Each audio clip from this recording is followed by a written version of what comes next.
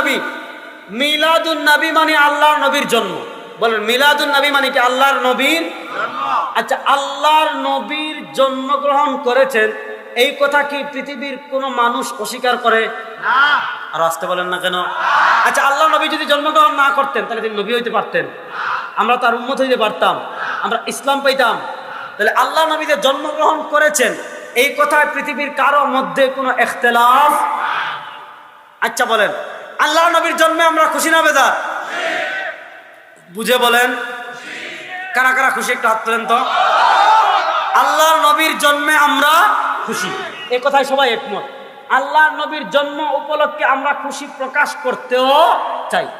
বলেন আমরা খুশি প্রকাশ করতে চাই। এবার প্রশ্ন আসেন, আমরা খুশি প্রকাশ করতে চাই কিভাবে? যেভাবে করেছেন নবী এবং সাহাবা একরাম সেভাবে। বলেন, যেভাবে করেছেন নবী এবং সাহাবা একরাম। আচ্ছা বলেন তো, আল্লাহর নবীর জন্য আমরা যতটুকু খুশি হয়েছি, আমাদের থেকে আবু বকর রাদিয়াল্লাহু তাআলা বেশি খুশি হয়েছেন কি হন নাই? আমাদের থেকে রাসূলুল্লাহ সাল্লাল্লাহু আলাইহি ওয়াসাল্লাম খুশি বেশি হয়েছেন কি হন নাই? দেখেন, আল্লাহর নবী নিজেও খুশি হয়েছেন, আল্লাহর নবী নিজে তার জন্ম উদযাপন করেছেন। আপনি যদি প্রকৃত আশিকে রাসূল হন, ভণ্ডামি না করে যেভাবে আল্লাহর নবী তার জন্ম উদযাপন করেছেন সেভাবে করেন। এখন আল্লাহর নবী কিভাবে করেছেন আমাদের জানার দরকার আছে না নাই?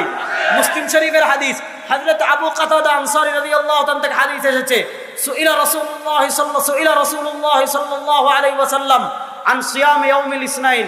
আল্লাহ নবী সাল্লাল্লাহু আলাইহি ওয়াসাল্লাম সপ্তাহে প্রত্যেক সোমবার রোজা রাখতেন। কি বারে? আল্লাহ নবীকে সাহাবায়ে কেরাম জিজ্ঞেস করলেন, আপনি প্রত্যেক সোমবারে রোজা রাখেন কেন?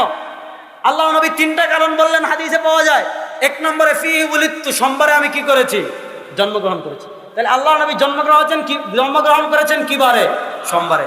দুই নম্বর কারণ বলেন ফিহি উবাসু আলাইয়া, সোমবারে আমার উপর পৃথিবীতে প্রথম ওহী এসেছে। তিন নম্বর কারণ বলেন সোমবার আর বৃহস্পতিবার বান্দার আমল আল্লাহর কাছে পেশ করা হয়।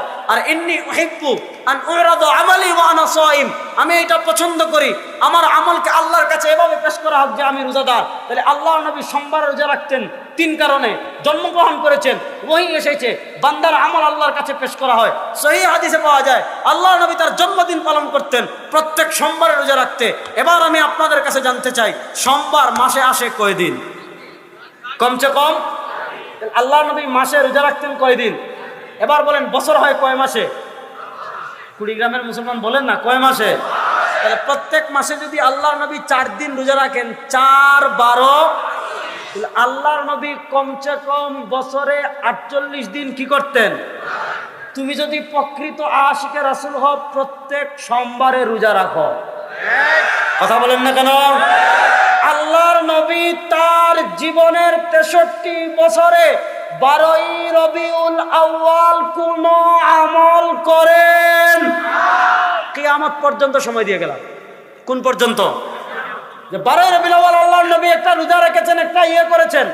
আল্লাহ নবী সুস্পষ্টভাবে নিষেধ করেছেন যে আমি তোমাদেরকে যে ঈদগুলো দিয়েছি এই ঈদগুলোর বাহিরে, আল্লাহ নবী মুসান্নাফ আব্দুর রাজ্জাকের হাদিস তাউস রাহিমাহুল্লাহ থেকে এসেছে, আল্লাহ নবী বলেন আমার উম্মতরা শুনো, লা তাত্তাখিযু ইয়াওমান ঈদা, আমি যে ঈদগুলো দিয়েছি এই ঈদের বাহিরে গিয়ে লা তাত্তাখিযু ইয়াওমান ঈদা, নিজেদের পক্ষ থেকে মন গড়া কোনো দিনকে ঈদ বানায়ো। আল্লাহ নবী নিষেধ করেছেন। এবার বলেন 12ই রবিউল আউয়ালকে আল্লাহ নবী ঈদ বানিয়েছেন? আল্লাহ নবী তার জীবনের 63 বছরের জীবনে আল্লাহর নবী প্রত্যেক সোমবারে কি রাখতেন? আল্লাহর নবী তার জন্ম পালনের জন্য নির্ধারণ করেছেন বারকে, তারিখকে না। কি কে? বারকে। আমি যদি আশিকে রাসূল হই, আমার জন্য উচিত হলো নবীর অনুসরণ করা। নবী রাখতেন রোজা, আমরা বানিয়েছি ঈদ। নবীর নির্ধারণ করেছেন বার, আর আমরা নির্ধারণ করেছি তারিখকে। এখন তো শুধু এটা ঈদ না, এখন এটা সাইয়্যিদুল আয়াত।